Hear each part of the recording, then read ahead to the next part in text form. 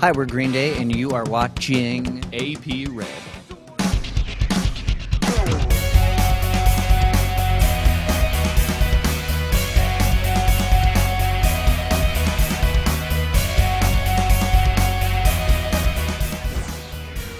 Hey everybody, welcome back to AP-RED. It is me, Jason Drew. One of the biggest hypes that's coming to Broadway is Green Day's American Idiot, and we're about to go inside of the theater to catch the final rehearsal, the final sound check before previews begin. We're going to meet the director, we're going to meet the cast, and we're going to meet Green Day themselves here on AP-RED. But before we go in, these guys have been standing out in line.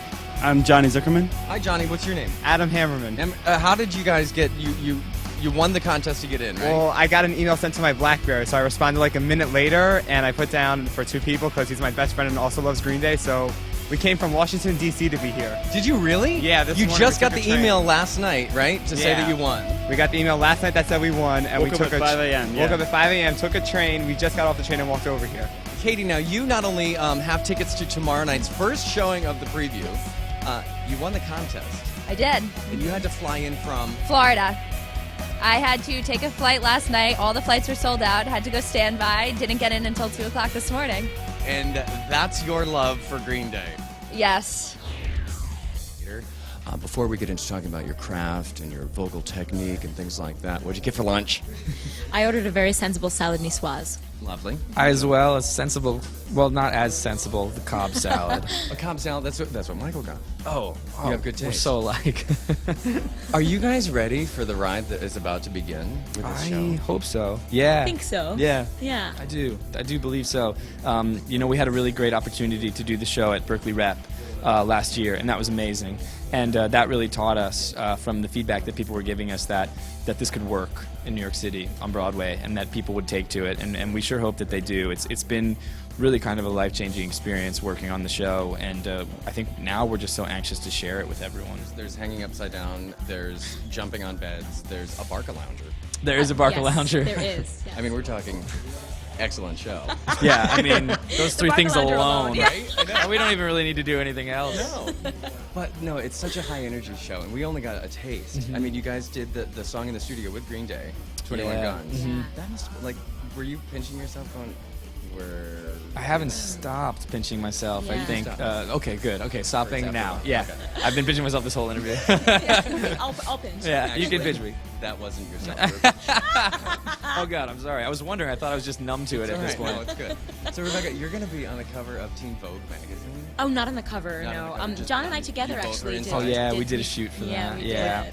That's cool. All to Yeah. promote the show. It is. It's a rare thing when you do, Broadway. What's amazing about it now, I think that because of the internet and because of the way that we share information and we share art and we share media now, I think that there's a wider audience and there's a wider market than there has ever been before for Broadway musicals, because somebody in Omaha, Nebraska that maybe has never seen a musical before can dial up the cast of American Idiot performing on the Grammys, with Green Day, and hear the song and download it, and or any shows on Broadway right now have Facebook sites and Twitter accounts and everything. So it's an amazing way for people that might not have the means to get into Broadway shows to realize that it's all at their fingertips, so to speak. And so I think it's rare that you get into a Broadway show thinking like, I'll do this show because that's enough. It's such a thrill to be on Broadway, but then to think that through this show we'll somehow also end up performing on the Grammys and being in Teen Vogue and talking to Rolling Stone, and it's all these things that you don't Hang see out with coming. Green Day. From that phone call when you called Billy Joe and said, let's work together, to, I'm sure you opened the newspapers like everybody else and saw that American Express tickets at pre-sales, sold out. The iTunes download 21 Guns, like the amount of hits that got. Yeah. Like, did you think it was really going to be this big? I definitely did not. I didn't know what it was going to be. But I knew, the one thing I knew was that it was worth doing. Yeah. That's the one thing. My belief in it has been unshakable since the concept first came in my head and since I had that first conversation with Billy Joe. Once I saw how open he was to the idea, and once I heard that he has his own, little relationship to sort of Tin Pan Alley, which I didn't really, it was a Or real Ethel surprise. Merman. Or Ethel Merman, right, exactly. When when I saw that there was something in the Broadway world that was tickling him creatively, then I thought, okay, we have to do this. Hey, Trey. Nice to see you. I see, right? It is sweat, I promise. Michael was saying, the director, that he called you and said, what do you think about this idea? And you obviously said yes. Mm-hmm. Flashback 10 years ago, what do you think your response would have been?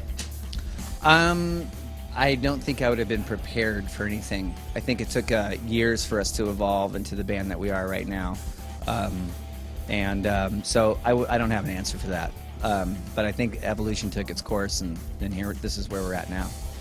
How was it when you walked down the street, 44th Street, and looked up and saw the marquee with this dream come true? Like, it's right Before or after I urinated in my pants?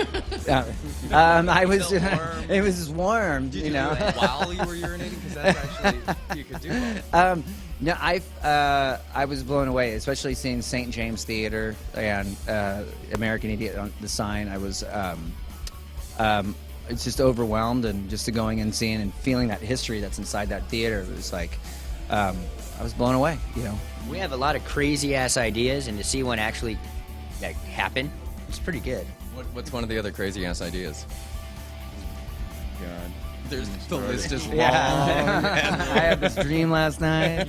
Yeah, It was good. for every one good idea, there's probably 100 bad ones. Yeah. So. You're allowed to say whatever you want. Now, as far as the song lyrics go and stuff like that, you're welcome. Thanks for letting me do whatever I want. Did anything change dramatically, or did everything kind of stay the same as the album and just... I say they really stuck to the story with St. Jimmy and Cheese of Suburbia and What's Her Name, and kind of where the main characters end up. And then where Michael really came in was with the other characters like Tunny and Will. And those are, I just gave him the freedom to kind of say, go ahead. And I knew the guy was great just because I saw Spring Awakening. And I, there's one thing about collaborating with people is you don't want to get in the way. That you want to talk about it. So he kept on, emailing me ideas and talking on the phone, and now we're on Broadway. So, Mike, Billy Joe, Trey, thank you for making theatrical history here.